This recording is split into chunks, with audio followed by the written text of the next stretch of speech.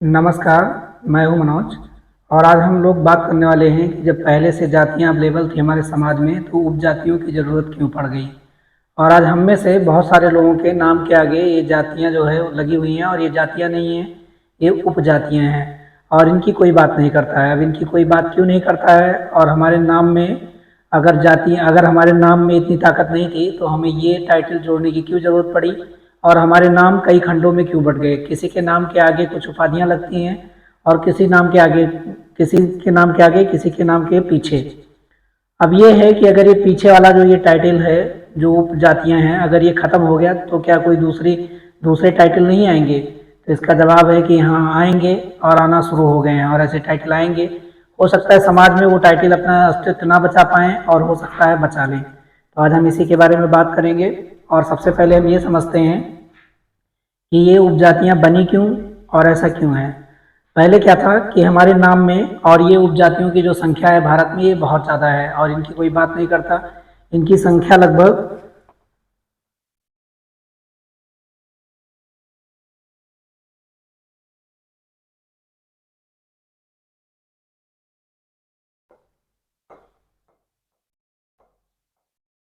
25,000 के आसपास में इतनी संख्या है। और ये लगभग मैं बोल रहा हूँ, इससे ज़्यादा हो सकता है, इससे कम नहीं होगा, या थोड़ा बहुत कम भी हो सकता है। ये उपजातियाँ बहुत हैं, और ये सबके नाम के आगे, और उनसे कुछ मतलब समझ में नहीं आता। पहले लोगों के नाम के आगे जो उनका नाम था वो खुद ही नाम होता था। नाम होते थे, और नाम के साथ में कुछ नहीं होता था, और नाम ऐसे रखे जाते थे, उसमें लोगों के गुण छिपे होते थे। उनका गुण डिमॉन्स्ट्रेट होता था, प्रदर्शित होता था कि इनका ये नाम है तो ऐसा गुण होगा। और बहुत सारे लोग आज भी ऐसा बोलते हैं कि जैसा आपका नाम है वैसा ही आपका गुण होगा। लेकिन ये बात गलत हो गई। जैसे लोगों के नाम ज़बरदस्ती रखे गए, उनके गुणों के आधार पर नहीं रखे गए। क्योंकि जब बच्चे पैदा हुए तो उसी समय पे उसका नाम रख दिया गया, तो उसके गुण कैसे दिखाई देंगे। गुण तो तब दिखाई देंगे जब वो बड़ा होगा, पढ़ाई लिखाई करेगा, या अपने जो उसके अंदर जो शक्ति है, जब वो डेवलप करेगा तभी तो पता चलेगा, उसके पहले नहीं पता चलेगा। बाद में एक प्रचलन आया उसके बाद में एक और टाइटल जोड़ने का। कुछ लोगों ने अपने नाम के आगे उसको जोड़ा, मतलब प्रीफिक्स में लगाया, और कुछ लोगों ने क्या किया कि इसको सफिक्स में लगाया। जैसे कि कुमार और कुमारी, इसका प्रचलन आया। और जो राजा लोग रहते थे, बड़े लोग रहते थे, वो अपने नाम के आगे इसको लगाते थे। और जो उसके बाद उनकी प्रजा के लोग रहते थे, छोटे लोग रहते थे जिनके अंदर कोई गुण नहीं होता था, वो लोग इसको बाद में लगाते थे। और आज भी बहुत सारे लोगों का नाम जो है 3 खंडों में बटा हुआ है। कोई भी गवर्नमेंट का एप्लीकेशन फॉर्म जब हम लोग भरते हैं तो उसमें हम लोग ये चीज़ लिखते हैं कि मेरा फर्स्ट नेम का क्या है, मेरा सेकंड नेम क्या है, और मेरा थर्ड नेम क्या है। अब ये ऑप्शन इसलिए देना पड़ता है क्योंकि लोगों के नाम जो है 3 खंडों में बटे हुए हैं। तो इसमें क्या था, प्रीफिक्स में क्या था, ये ज़्यादातर जो है कुमार और कुमारियों के नाम थे। और जैसे अभी हम लोग जो एक कवि अपने समाज में कुमार विश्वास का नाम सुनते हैं, उनके नाम के पीछे कुमार लगा हुआ था। और उनके परिवार के किसी मेंबर ने बताया कि आप जो है अपने नाम के आगे लगाइए, तो आपका ये जो है ज़्यादा फायदेमंद रहेगा और ज़्यादा अच्छा लगेगा। और अच्छा लग भी गया, और वो समाज में काफ़ी फेमस हो गए। उसके बाद में क्या है कि इसमें सफिक्स में क्या रहेगा, ये वाला जो टाइटल रहेगा सफिक्स के साथ में लगता है। और वो इसलिए लगता है कि ये इनसे थोड़ा सा ये करके डेवलप होता है। आज के समय में भी बहुत सारे प्रीफिक्स लगना चालू हो गए, जैसे एडवोकेट, वकील, और डॉक्टर, इंजीनियर, और अग्नि बुझाने वाले लोग। बहुत सारे जो हमारे कम्युनिटी हेल्पर हैं, जो हमारे समाज को आगे बढ़ाने वाले लोग हैं, जो समाज में योगदान करते हैं, उनके नाम के आगे उनका प्रीफिक्स लगा होता है। हो सकता है आने वाले दिनों में, जैसे आज लोग जातियों के नाम को बाद में जो उपजातियां हैं इनको हटाना चालू कर दिए, नहीं लिखते हैं। और हो सकता है कि इनमें से बहुत सारे खत्म हो जाए। जैसे वकील, हो सकता है आने वाले दिनों में इनकी ज़रूरत ना पड़े, क्योंकि लोग इतने पढ़े लिखे हो जाएं, इतने सक्षम हो जाएं, लोग संविधान की सारी बातें वो सीख लें कि उनके खुद के बच्चे ही कोर्ट में खड़े होकर और वहाँ जाके बोलने की क्षमता रखें, या कोर्ट की ऐसी व्यवस्थाएं बदल जाएं जिससे लोग क्या करें कि अब उनको वकील की ज़रूरत नहीं है, और वो लोग उनको हटा देंगे। डॉक्टरों की जरूरत बहरहाल तो अभी कम होती हुई दिखाई नहीं दे रही है, क्योंकि लोग आने वाले दिनों में जो साइंस का प्रकोप है, जो साइंस का ये हमें जो डिसएडवांटेज है, उसकी वजह से लोग ज़्यादा बीमार पड़ेंगे। और जो हमारा लाइफ स्टाइल है इसके लिए जो लोग ज़्यादा बीमार पड़ेंगे, तो वो जारी रहेगा। हो सकता है कि उसके लिए और कोई पदवी दे दी जाए, जो बड़े डॉक्टर हों, छोटे डॉक्टर हों। और ये भी एक टाइप के अपने समूह ही बन गए हैं, जो हेल्पर हैं, कम्युनिटी हेल्पर हैं, ये लोग भी एक टाइप के समूह बन गए हैं। अब बशर्ते इसके लिए विरोध क्यों नहीं होता? क्योंकि जब तक चीज़ों में फ़ायदा मिलता रहेगा तब तक इसके लिए विरोध नहीं होगा, और जैसे ही किसी चीज़ के लिए नुकसान होगा वो चीज़ों के लिए नुकसानदेह बन जाएगा और लोग उसको दबा देंगे। और उसका हो सकता है आने वाले दिनों में वकीलों को कोई ये बोले कि आप लोगों ने पैसे ले लेके लोगों को लूटा था और अपने आप को संपन्न बनाया था और लोगों को न्याय नहीं दिलवाया था, आप मुकदमा हार गए थे, आप अच्छे नहीं थे, और उनके बच्चों को लोग चिढ़ाएं कि आप वकील के खानदान से हैं। और ऐसा हो सकता है, क्योंकि जब हम पीछे जाके देखते हैं, बहुत सारी बातों को हम लोग पढ़ते हैं, देखते हैं, तो हमें ऐसी बहुत सारी चीज़ें मिलती हैं जब लोगों का काम खत्म हो गया तो उनको लोगों ने नीचा बता दिया, क्योंकि उनसे ज़रूरत नहीं है। जब तक ज़रूरत रहेगी तब तक ना तो कोई नीचा है और ना कोई ऊपर है, ना कोई छोटा है। तो ये थी कॉन्सेप्ट। अब हम समझते हैं कि ये उपजातियां बनी कैसे। सारी 25,000 उपजातियां तो हम नहीं समझ सकते क्योंकि ये बहुत ज़्यादा हैं, लेकिन इनके बेसिक कॉन्सेप्ट को हम समझने की कोशिश करते हैं और उनके साथ साथ कुछ एग्जाम्पल लेते हैं। मेरा ये वीडियो बनाने का मकसद ये नहीं है किसी को छोटा बताना, किसी को बड़ा बताना, लेकिन ये कैसे विभाजित हो गई इस चीज़ को समझना बहुत ज़रूरी है और हमें जानना भी चाहिए।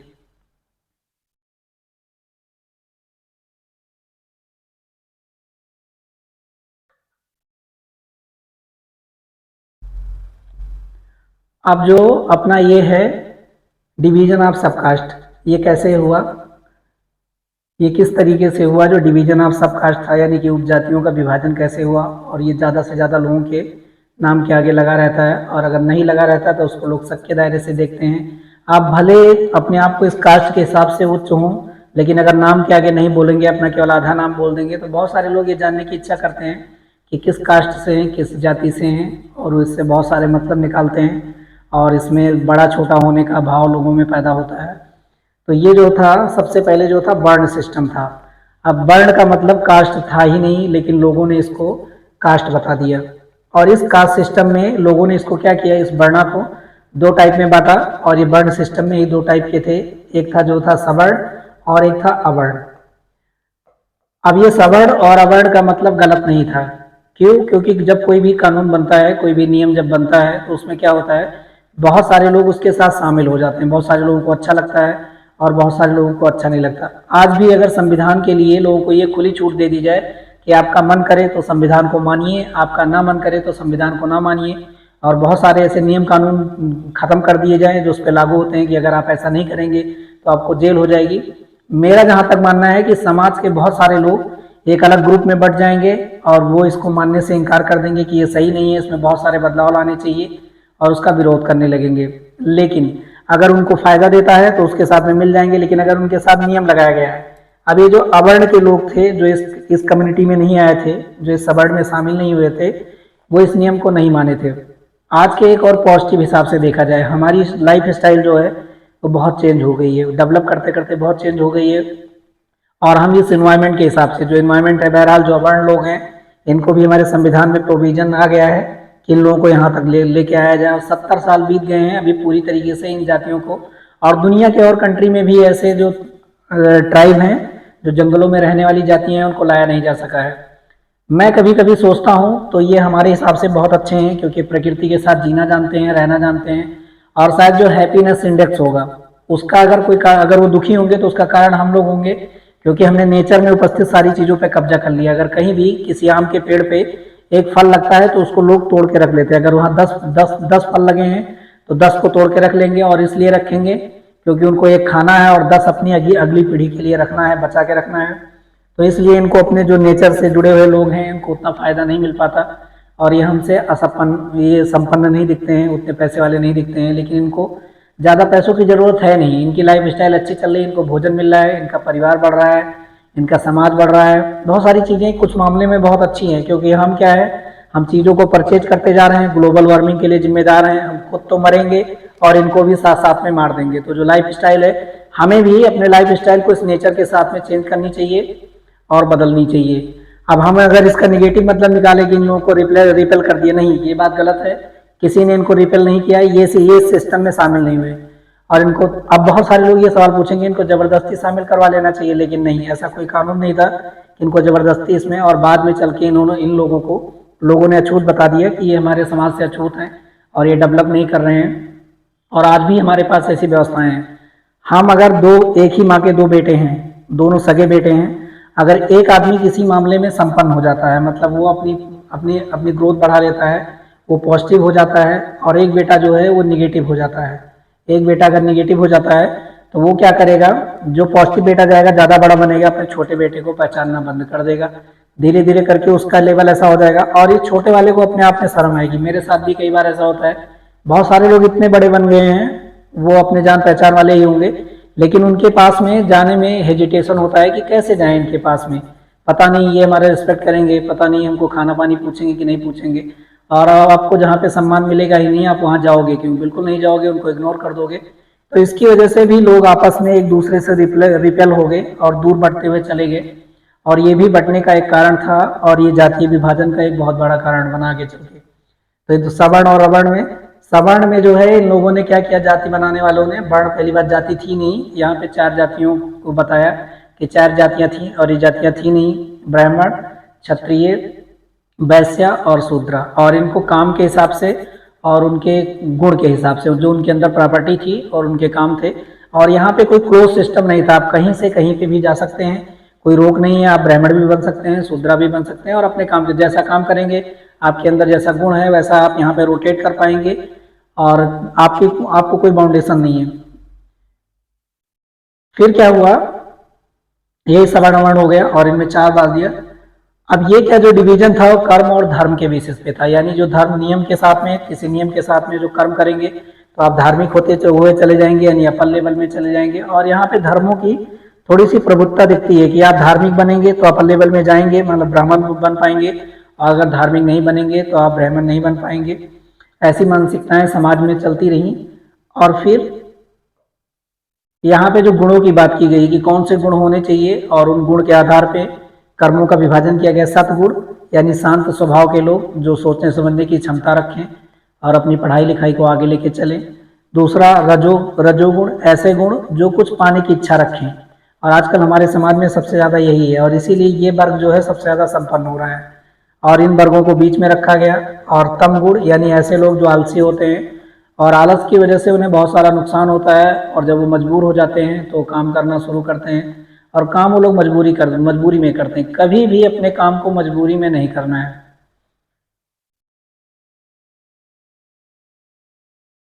अब ये रहा डिवीजन, और ये डिवीजन रहा। तो यहाँ पे हमें कितनी जातियां देखने को मिली, 5 जातियां देखने को मिली। एक जो सवर्ण के थ्रू लोगों ने पैदा किया, और एक अवर्ण के थ्रू लोगों ने पैदा किया। बाद में क्या हुआ कि शादी का जो था वो खुला सिस्टम था, वो बंद नहीं था एक दूसरे से शादी, और लड़कियां जो थी और जो पुरुष थे अपनी इच्छा से शादी कर सकते थे। और आज के हिसाब से बहुत सारे लोगों के लिए ये सिस्टम बहुत अच्छा लगेगा लोगों को। इसमें क्या था कि इसमें क्या हुआ, जब एक दूसरे से शादी हुई तो लोगों का मानना था कि क्रॉस ब्रीडिंग हुई, यानी जो ग्रेगर जॉन मेंडल जेनेटिक्स के बहुत बड़े वैज्ञानिक हुए, ग्रेगर जॉन मेंडल ने भी यही कॉन्सेप्ट पौधों पे लगाई, और वो बहरहाल एनिमल पे रिसर्च करना चाहते थे, रैट्स वगैरह को लेके आए थे, लेकिन जो उनका गिरजाघर था जहाँ पे वो पादरी थे, उन्होंने उसको मना कर दिया। वो भी बहुत टैलेंटेड आदमी थे, लेकिन उतने संपन्न नहीं थे, गिरजाघर में रहते थे, और अपनी पढ़ाई लिखाई को उन्होंने जारी रखा, कभी बंद नहीं किया।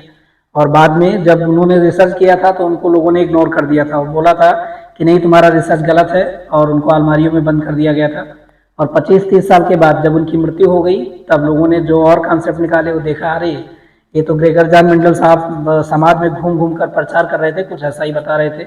तब जाके इनको वैल्यू मिली, और जो बहुत सारे पद्म भूषण और ये सब वहाँ पे चलते थे वो चीज़ें दी गई, और इन्हें साइंटिस्ट के रूप में माना गया। तो यहाँ क्या हुआ कि बर्ड हाइब्रिडेशन हुआ, क्रॉस ब्रीडिंग हुई, हाइब्रिड पैदा हुए। हाइब्रिड का मतलब यहाँ ये नहीं था, यहाँ पे ये था कि यहाँ पे जो वर्णों का विभाजन किया गया था, मतलब कौन उच्च है, कौन पॉजिटिव की तरफ है, कौन निगेटिव की तरफ है, मतलब किसके गुण कैसे हैं, उन गुणों की ब्रीडिंग हुई। और उससे क्या हुआ, 2 तरीके की ब्रीडिंग यहाँ पे करवाई गई, मतलब विवाह कैसे कैसे हुए, इनमें विवाह हुए और कैसे कैसे हुए। एक अनलोम मैरिज हुई। अनलोम मैरिज का मतलब होता है कि जो मेल होगा वो अपर वर्ण से होगा, यानी ऊपरी ऊपरी जो उसके गुण होंगे वो ऊपरी गुणों वाले होंगे, और दूसरी जो मैरिज हुई प्रतिलोम हुई, यानी जो मेल होगा वो लोअर से होगा, और जो स्त्री होगी वो अपर से होगी। ऐसा करके हुआ, तो इसमें बहुत सारे वर्ण संकर पैदा हुए, हाइब्रिड पैदा हुए। अब इस सिचुएशन को देख के अगर कोई भी जाति व्यवस्था वाला आदमी जो जातियों की बात करता है और दूसरे को नीचा दिखाता है, जो अपने आप को संपन्न बना लिए हैं, अब बहुत सारे सूत्रकार थे जो इन संतानें पैदा हुई अपर से लोअर, यानी कि यहाँ पे क्या था कि अपना जो अनुलोम मैरिज थी उसमें जो वर्ण वर्ण व्यवस्था के ऊपर वाले लोग थे, यानी मेल पुरुष जो थे वो अपर कास्ट के थे, और जो लोअर कास्ट के थे वो फीमेल थी, महिलाएं थी। ऐसी शादियां हुई उस समाज में, ओपन सिस्टम था। और बाद में क्या हुआ, प्रतिलोम मैरिज भी हुई, यानी मेल जो था वो लोअर कास्ट से था और फीमेल जो थी वो अपर कास्ट थे। ऐसा ओपन मैरिज सिस्टम था। और इनको बौद्ध ध्यान में इनको ब्रात्य कहा गया। उन्होंने वर्ण संकर कहा और इन्होंने ब्रात्य कहा। ऐसे शब्द मिलते हैं। और इनके रिजल्ट जो रहे वो पॉजिटिव भी रहे और निगेटिव भी रहे। कुछ रिजल्ट तो पॉजिटिव मिले और कुछ रिजल्ट निगेटिव मिले। जब इन लोगों को रिजल्ट निगेटिव मिले, अब आप ये सोचिए कि जब जिनको तो पॉजिटिव रिजल्ट मिला होगा वो तो खुश हुए होंगे, और जिनको निगेटिव रिजल्ट मिला होगा वो क्या खुश हुए होंगे? तो इसका जवाब है कि बिल्कुल नहीं, वो खुश नहीं हुए होंगे, और ज़्यादा तकलीफ में आ गए होंगे और उनके बहुत सारी प्रॉब्लम हुई होगी, और ऐसे लोग भी आ गए समाज में। तो इन लोगों ने क्या किया कि इस मैरिज सिस्टम, जो ओपन मैरिज सिस्टम था, इसको क्लोज कर दिया और बंद कर दिया। यानी जो अभी कम से कम ये तो है कि अपने पास में जो गुण धर्म है वो आगे चल रहे हैं। अब आज के समाज में इसको लोग गलत मानेंगे, लेकिन जब जेनेटिक्स आई और ग्रेगर जान मंडल आए, इनको पढ़ना भी बहुत ज़रूरी है, तो यहाँ पे भी उन्होंने यही बताया। लेकिन ये एक चीज़ नहीं जानते थे कि जो तीसरी पीढ़ी होती है, कोई भी लक्षण जो चले जाते हैं उनमें जो तीसरी पीढ़ियां होती हैं, ये लोग एक चीज़ को मिस कर गए कि जो ये होते गुण होते हैं, जो प्रॉपर्टीज होती है, ये आने वाली पीढ़ियों में फिर से उभर के बाहर आ जाते हैं। एक पीढ़ी में क्या होगा, वो सुप्त हो जाएंगे जैसा ग्रेगर जान मेंडल बोल रहे थे, और जब अगली पीढ़ियाँ आएंगी तो दोबारा से नॉर्मल हो गए। लेकिन नहीं, इन लोगों ने इमीडिएट एक्शन लिया।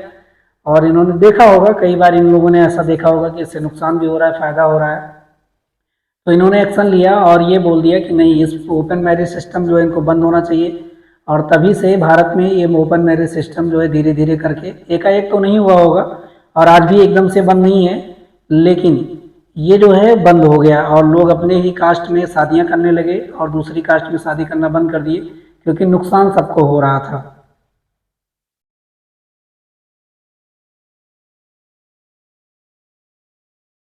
अब कुछ एग्जाम्पल समझते हैं कि कौन कौन से उदाहरण हैं और कैसी कैसी मतलब ये पैदा हुई जब ये हाइब्रिडाइजेशन हुआ। तो एक अम्बस्ट अम्बस्ट जाति के लोग हैं अपने समाज में। इनमें क्या हुआ कि जो मेल था वो क्या था, ये क्षत्रिय थे, और जो इनकी माता थी वो वैश्या थी। और इनको गौतम ऋषि ने ऐसा कहा कि मतलब ये क्या थे, अनुलोम मैरिज का ये थे, एग्जाम्पल थे। यहीं पे बहुत ध्यान में इसके लिए थोड़ा उल्टा भी मिलता है, तो कुछ कह पाना बहुत मुश्किल है, क्योंकि एक जगह पे अगर कुछ और लिखा हुआ है और एक जगह पे कुछ और लिखा हुआ है।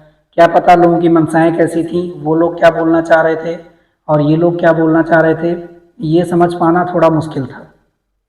अब दूसरी चीज़ क्या थी, दूसरा जो ये अपने थे, इन्होंने जो बौद्ध ध्यान में लिखा गया, इन्होंने ये बताया कि जो इनके पिता थे वो ब्राह्मण थे और जो इनकी माता थी वो वैश्य थी, ऐसा करके बताया।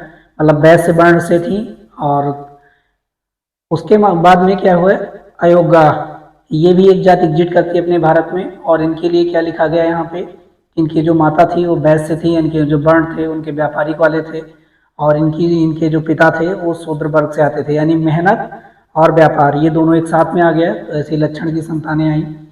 और दूसरा उग्र, ये भी एक कास्ट अपने समाज में अवेलेबल है। ये इनको क्या बताया गया कि इनकी जो माता जी थी वो वैश्य वर्ण से आती थी, और इनके जो पिताजी थे वो शूद्र वर्ण से आते थे। और इसके लिए अलग अलग जगहों पे अलग अलग चीज़ें बताई गई।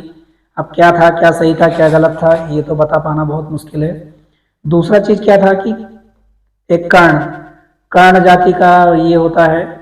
इनमें क्या था, कि इनके इनके जो पिताजी थे वो व्यापारी वर्ग से आते थे, यानी कि वो वैश्य थे, कामकाज करने वाले लोग थे। और इनकी जो माता थी वो क्या थी, शूद्रा थी। ऐसे ही और भी जातियाँ आती हैं। चंडाल जाति का जिक्र आता है। इनकी माता जो थी वो शूद्रा थी, यानी शूद्र के वर्ण के उनके अंदर लक्षण थे, शूद्र वर्ण से वो लोग आते थे, यानी काम करने वाले लोग थे। और इनके जो पिताजी थे वो ब्राह्मण थे। और यहाँ पे चंडाल, यानी कि इनका नेचर इतना चंचल हो गया, इतना चलित हो गया कि समाज में कंट्रोल करना बहुत मुश्किल था। तो इनको लोगों ने क्या किया, जो शमशान घाट वाले काम होते हैं और सेनाओं में जो काम होते हैं, मरने के बाद में लोग उठाते हैं, आज भी हमारे समाज में बहुत सारे लोग इनसे डरते हैं, लेकिन ये इतने चंचल नेचर के थे कि इनका जो नेचर हो गया वो कैसा हो गया, बहुत ज़्यादा चंचल हो गया। चंचल नेचर, और इनको लोगों ने शमशान घाटों पे लगा दिया कि यहाँ पे कुछ डर और भय से ये लोग थोड़े कंट्रोल रहेंगे। ऐसा नहीं था। अगर इनको और जेनेटिक्स करने दी जाती और आगे बढ़ते ये लोग, तो क्या होता, जो लक्षण अभी दब गए थे हो सकता है वो उससे ज़्यादा अच्छे नहीं उभर के आ जाते। निषाद जो जाति एग्जिट करती है, इनका एग्जाम्पल यहाँ बताया गया है कि ये, इनके जो पिताजी थे वो ब्राह्मण थे और इनकी जो माँ थी वो क्या थी, वैश्य वर्ण से थी, और ये जाति यहाँ पे उत्पन्न हुई। तो इनके वर्ण संकर के बहुत सारे रिजल्ट निकल के आए, और इनका वर्णन जो है हमारे सूत्रकारों में और बौद्ध ध्यान में हमें मिल जाता है, और वहाँ पे ऐसा लिखा हुआ है। अब और भी रिजल्ट आए इसमें, मागध जाति, जिसके बहुत सारे राजा महाराजा आप देखते हैं, और उन्होंने बहुत ऐसा काम किया कि पूरे भारत को एकता के सूत्र में बांध दिया। तो ये क्या थे, इनको जो है ये गौतम ऋषि क्या कहते हैं कि इनके पिताजी जो थे वो वैश्य वर्ण से थे, और इनकी जो माता थी वो क्षत्रिया थी। वो वाले गुण निकले इनके अंदर, और ये फायदेमंद रहा। पूरा अखंड भारत बना दिया इन लोगों ने, पूरे देश को जीत लिया, और अपनी सीमाएं बहुत बढ़ा दी। अपनी सीमा इतनी बढ़ाई कि लोग इससे खुश थे, और आज भी इनका गुणगान होता है। उसके आगे क्या था कि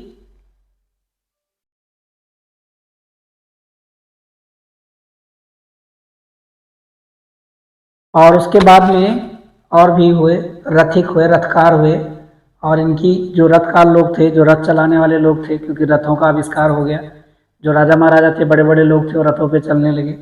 इनकी माता को क्या बताया गया कि वैश्या थी। व्यापारी लोग को रास्ते की खोज करना बहुत अच्छे से आता है, और ये लोग ये थे। और इनकी जो माँ थी वो क्या थी, वो शूद्र वर्ग से, मतलब काम करने वाले लोग थे। वो ऐसा नहीं था कि इस समाज से थे कि काम ना कर पाए, इनके अंदर भी लक्षण थे। वैदेहक एक जाति का जिक्र होता है भारत में। इनके इनके जो पिता थे वो शूद्र वर्ण से आते थे, यानी उनमें काम काज करने के लक्षण उनके अंदर थे, और पिताजी जो थे क्षत्रिय थे। अब सूतवाच हम कई बार सुनते हैं कि सूतवाच ऐसा कहा। इनके इनके पिता क्षत्रिय थे, और इनके जो माता थी वो क्या थी, वो वैश्य वर्ण से आती थी। यहाँ वर्णों की बात हो रही है, और इनसे हाइब्रिड संकर पैदा हुए। महाभारत में लगभग ऐसे वर्ण संकर 152 वर्ण संकर का जिक्र मिलता है, जो महाभारत ग्रंथ में लिखा हुआ है। और इतिहासकार इसको क्या बताते हैं कि ये लोग शिल्पकार थे, मतलब काम करने वाले लोग, लौ से रिलेटेड, लकड़ी से रिलेटेड, चमड़ा से रिलेटेड, और बहुत सारी चीज़ें जो बनाने वाले लोग हैं उनको इतिहासकार ये बोलते हैं कि ये सारे लोग शिल्पकार थे, अगर कुछ नहीं थे। समंदर में जिनको बहुत सा अच्छी जानकारियाँ थी उनको समुद्री शिल्पकार के नाम से जाना गया, और अलग अलग, और कपड़ा में काम करने वाले जो लोग थे, ऐसे ऐसे करके बहुत सारे शिल्पकारों का जिक्र करते हैं लोग।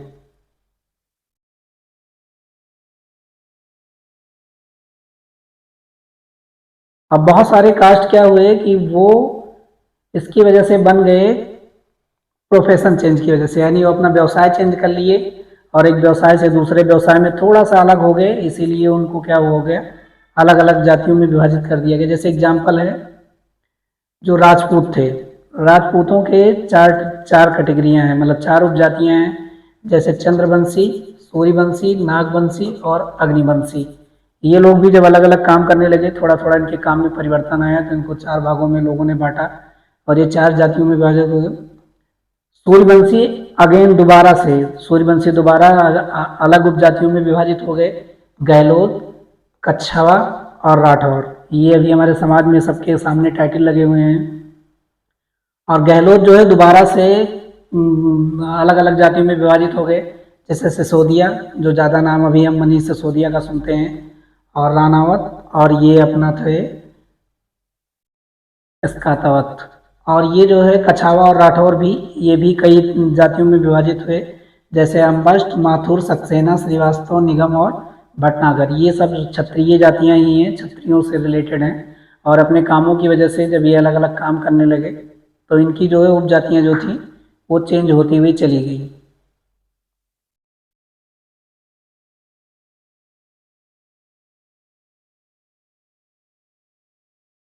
अब ब्राह्मणों में भी लोग बोलते हैं कि ब्राह्मणों में जो है वो उपजातियां नहीं है, और इनमें भी बहुत सारी उपजातियां बनती हुई चली गई। कुछ लोगों को इनसे फायदा हुआ, और कुछ लोगों को इनसे नुकसान भी हुआ। जैसे कान्यकुब्ज, कानिकुब्ज ब्राह्मण यानी कनौजिया, जिनको अभी आज के समय में बोलते हैं, और ये लोग कानपुर के आसपास में रहते थे, इनको यहाँ पे रख दिया गया। सरयू पारीण, सरयू के तट के जो अयोध्या है उसके उस पार वाले जो ब्राह्मण थे उनको सरयू पारीण बता दिया गया, इनकी भी उपजाति बन गई।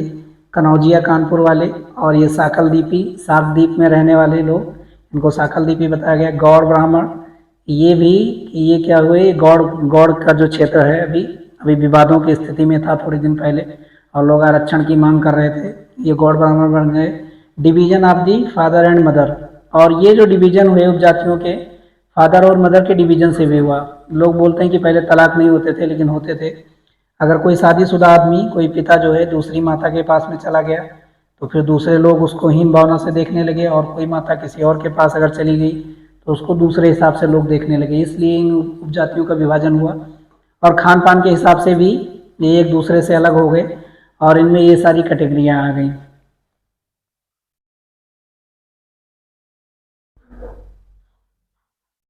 अब ब्राह्मणों का शिक्षा पे अधिकार था पहले, यही लोग पढ़ाते लिखाते थे, पढ़ते भी ज़्यादा यही थे।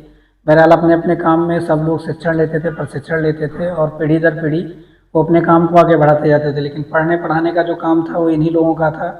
इसमें क्या था कि ये भी एजुकेशन के, जैसे देवपाल, ये मेदांता सिस्टम से थे, मंदाता सिस्टम से थे, और इनको इस कैटेगरी में रखा गया। और ये जो ताम्रपत्रा वाले थे, ताम्रपत्र वाला जो इनका एजुकेशन सिस्टम था लिखने पढ़ने वाला, इनमें बहुत सारे पांडे, पाठक, दीक्षित, शुक्ला, उपाध्याय, अग्निहोत्री और चतुर्वेदी। अग्निहोत्री ऐसे ब्राह्मण होते थे जो यज्ञ वगैरह का काम करते थे, और दूसरा था उपाध्याय। उपाध्याय का काम था पठन पाठन था। बहुत सारी जातियों को, ये ब्राह्मण जातियों को लोगों ने क्या कहा कि इन लोगों ने पैसा लेके पढ़ाया, मतलब फीस लेके पढ़ा दिया। अब ऐसे हिसाब से देखें, और ये जो है निचले ब्राह्मण में डाल दिए गए, ये लोग निगेटिव में चले गए, और इनसे इनको नुकसान क्या हुआ कि शादियों पे इम्पेक्ट आया। इनके यहाँ जो दूसरे ब्राह्मण थे, शादियाँ करना वो लोग बंद कर दिए, और इनके यहाँ बहुत सारे ऐसे लोग मिले, और आज भी ऐसी प्रॉब्लम है कि इनके यहाँ शादियाँ थोड़ा कम होती हैं, तो फीस ले लिया।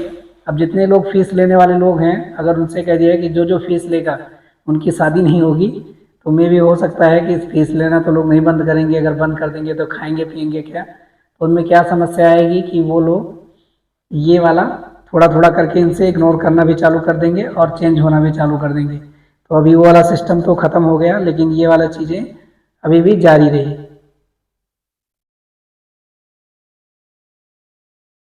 दूसरा क्या हुआ कि प्रोफेशन के बेसिस पे ही और लोगों को बांटा गया, जो उनके कामकाज थे उनको और उपजातियों में विभाजित कर दिया गया। जैसे कि हमारे जो चमड़ा उद्योग से जुड़े हुए लोग थे उनको ये वाली उपजाति मिल गई, और जो बढ़ई थे, जो लकड़ी के काम काज से जुड़े थे उनको बढ़ई बता दिया गया, और जो लोहार थे उनको लोहे के काम काज से जो जुड़े थे उनको लोहार बता दिया गया, जो सोने के काम काज से जुड़े थे उनको सुनार बता दिया गया, और जो मछुआरे थे, जो नदी के किनारे या समंदर के किनारे रहने वाले लोग थे, जो शिकार करते थे, उनको मछुआरे वाली जात में विभक्त कर दिया गया।